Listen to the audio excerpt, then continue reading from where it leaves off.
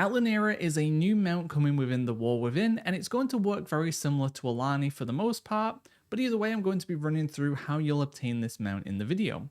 So the first thing you need to do is get your hands on 10 Crackling Shards. These are going to be bind to Warband, which means you can't buy or sell them, but if one of your alts gets them, then that's fine, you can send it to your main or whatever of a character and kind of combine them all together. In terms of how you get these shards, they're going to drop from basically any mob on the Isle of Dorn. I say basically any mob because I wasn't able to test every single mob type, but the mob types I did test, which was quite a few of them, every single one was able to drop a shard. So I think it's safe to say that basically everything on the Isle can drop them, but obviously I can't confirm that. Now, it also didn't seem like elites had a higher drop chance. Maybe I got unlucky, but I was farming elite mobs for quite a while and didn't see a kind of significant increase in the Crackling Shard drops.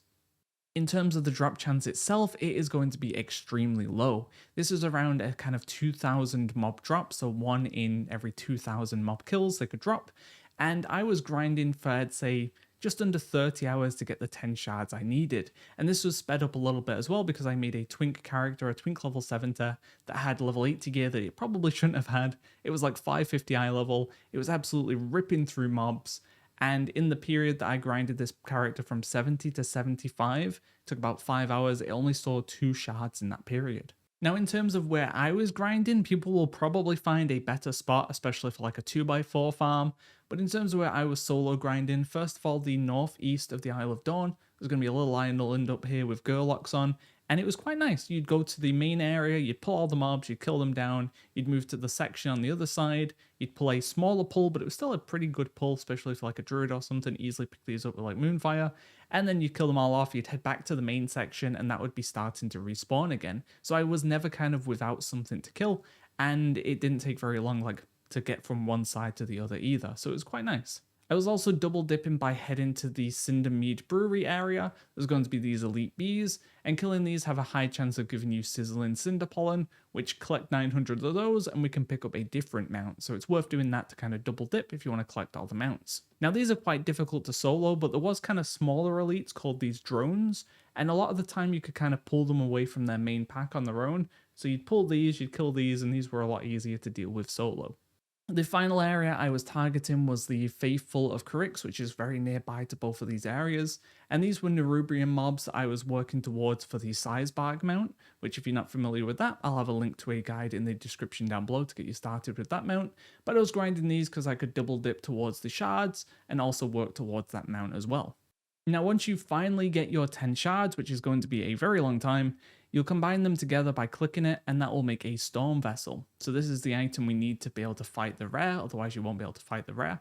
And we're going to head over to kind of the bottom left side of the island. There's going to be this big mountain in the Isle of Dorn, and you're going to fly right to the top of it. It's a big blue mountain, you can't really miss it. Right at the top should be Alanera, and it may not be spawned if someone's killed it recently. It might take a bit to spawn, not too sure exactly on the respawn timer, but either way, wait for it to respawn, and then you're going to target it. You're going to use the Storm Vessle. Its kind of shield will be removed, and it'll come down and start fighting you. Now, this wasn't a crazy kind of thing to fight. It didn't really seem to do any abilities, but its melee attacks did hurt quite a lot. So if you're a low-geared character, you don't have any sustain, stuff like that, it might be a dangerous fight for you to take. So I definitely would recommend either getting more gear or bring some people with you to fight it. However, if you do bring people to fight it, they get a tag on it, they're not going to get the mount. It seems to only drop for the person who uses the Storm Vessel. Now, maybe it has a much lower chance for the people who take part in the fight. Probably not, but I'm not able to confirm or deny that currently. And that's essentially it. So the way the mount works is quite straightforward. This is going to be a grind that only you can do. You're not going to be able to buy the shards. You're not going to be able to buy the mount in any way. You're just going to have to grind it out. Now, you may be able to grind the shards out in a group, but either way, you're still going to be taking part in the farm. You're going to have to loot the mobs, etc. And that's where it's a little bit different from Alani, because back in MoP you had a lot more reason to be playing daily. You'd be doing your daily quests in the Vale to do like Golden Lotus, to get your Lesser Charms of Good Fortune, etc. While the game right now is a lot more kind of weekly play, where you'll do your weekly quests, you'll do your world quests every like 3 or 4 days when they pop up. But outside of that, you don't have a whole lot of reason to be in the zone actively doing stuff. Sure, you'll have your main campaign to go through, which is only 3 chapters. You'll have your side quests to knock out, which give a one-time warband reward of like reputation or whatever, so you don't really have much of a reason to do them again. Once all that stuff is done, you're kind of done with the zone. However, there is one thing that you may be doing in the zone, and that is professions. Blizzard seems to have taken a new approach to professions within the expansion that makes it so more people need to go out and mob grind. For example, tailors seem to be the only one that can get cloth drops now, so if you want cloth, you're going to have to go grind humanoids. Engineers are similar, they need these pile of parts, which seem to just drop from various mobs throughout the zones. Inscription people, I think their chance of getting Dark Moon Fair cards comes from like killing mobs or fishing, etc. Cooking is going to need obviously meats and stuff, but there's also going to be these honeycombs that drop from the bees that I was talking about earlier, which will be like an additional reagent that you can add to food.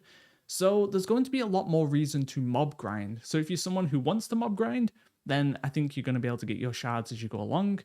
But if you're kind of looking to casually get these shards as you go along, I just don't think you're going to get anywhere near enough shards to be able to come close to getting the mount, which to be fair was somewhat similar to Alani, where you would probably only end up with about 4 or 5 shards at the end of the expansion, unless you started target grinding. Either way though, look out for more guides coming soon. Thanks for watching guys, see ya!